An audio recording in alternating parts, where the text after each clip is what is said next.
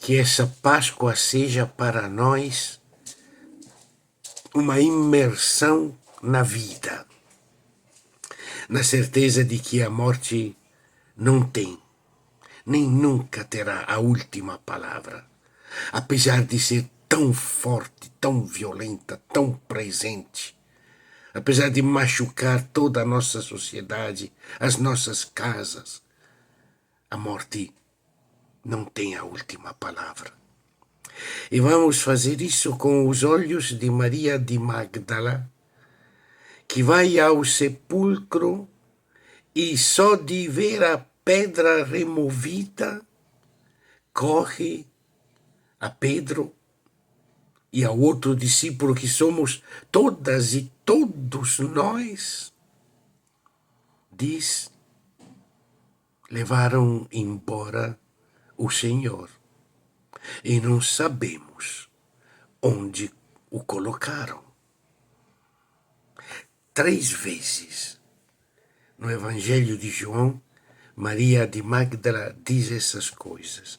A primeira vez a Pedro e a todos nós: levaram embora o Senhor. A segunda vez, quando ao sepulcro, entrando ela também, vendo os 2 anjos, aos anjos que lhe perguntam: mulher, por que tu choras? Ela responde: porque levaram embora o meu Senhor e não sei onde o colocaram. E ao jardineiro que pergunta também para ela: mulher, por que choras? Ela responde: se foi tu que levou embora o meu Senhor, me diz onde tu o colocaste, para que eu possa ir buscá-lo. Uma igreja, aquela de João, que está sentindo que estão levando embora o Senhor e que faz chorar as mulheres, sim. Porque no fim do 1º século estava emergindo uma igreja que depois se tornará hegemônica. Uma igreja centrada no poder, na hierarquia, no rito, onde as mulheres terão cada vez menos espaço. Proíbo que a mulher ensine aos homens. Onde até as viúvas são vistas com suspeito. E temos que ajudar, mas cuidado, que não sejam jovens, que tenham só um marido, tenham mais de 60 anos, sejam cheias de boas obras, tenham lavado os pés aos santos. Primeira carta ao Timóteo, capítulo 5. Tenham lavado os pés aos santos. Estas sim, as outras, cuidado, cuidado com essas viúvas alegres, inclusive com aquelas que vão de casa em casa falando coisa que não devem. Levaram embora o meu Senhor. Qual é o Senhor que queremos que ressuscite, que continue vivo no meio de nós? Temos que voltar atrás um pouquinho. Temos que voltar àquela noite quando finalmente vai aparecer o discípulo amado, a discípula amada, as nossas comunidades.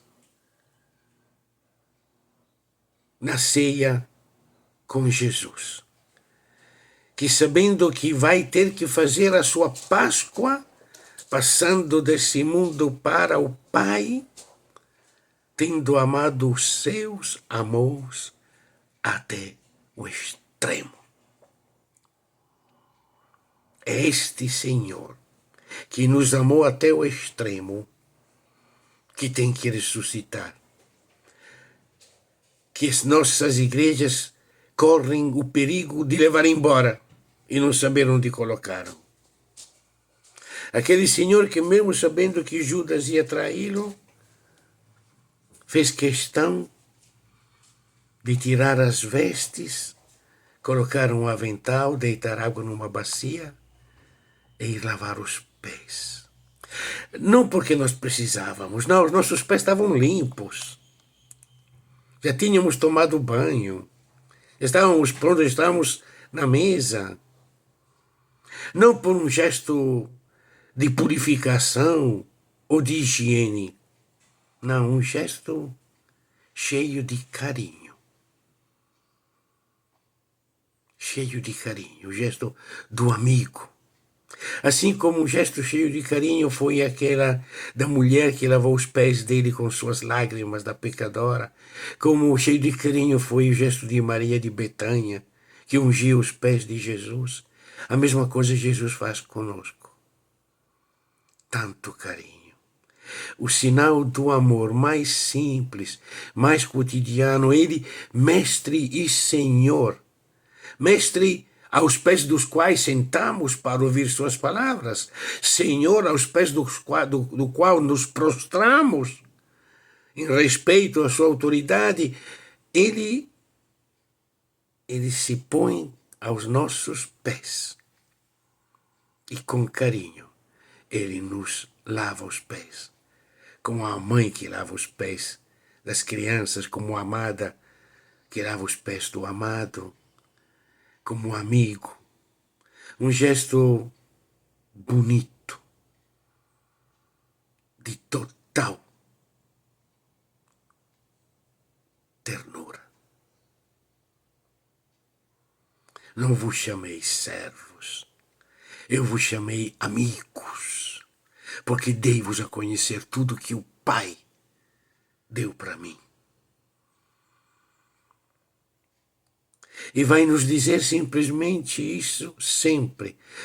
Tem que ressuscitar aquele Senhor daquela longa ceia, quando ele nos disse: como eu vos amei, amai-vos uns aos outros. Não tem amor maior daquele que dá a vida pela pessoa que ama. Amai-vos como eu vos amei.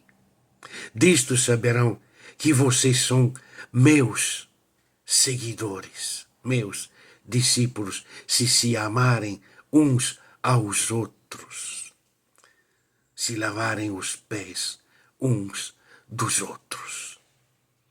Se cada um estiver aos pés do outro, com ternura, com carinho, com amizade, fazendo aquele gesto de bondade, de fraternidade. A ceia do Senhor já estava se tornando um rito.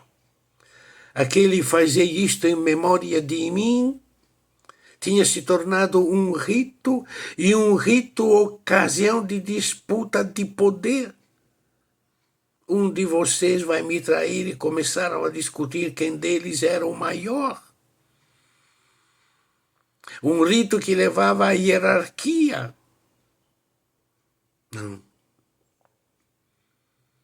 Fazei isto em memória de mim, o que é? Fazeis como eu fiz.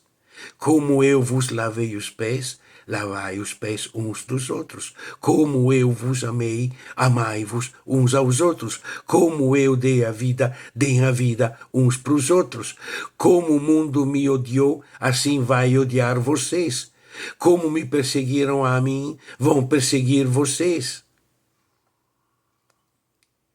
Façam como eu, e vai acontecer para vocês como eu. Aquela noite Jesus instituiu o martírio, o testemunho, como eu. No nosso estar aos pés uns dos outros, com ternura e com carinho, até os nossos está na cruz. É por isso que João nos contou claramente que o Jesus na cruz foi colocado porque a lógica dele não era a lógica do mundo, do império, do poder sagrado, político ou econômico. Se vocês não crucificarem este homem, você é inimigo de César. Porque ele se fez rei, e quem se faz rei é inimigo de César. As razões políticas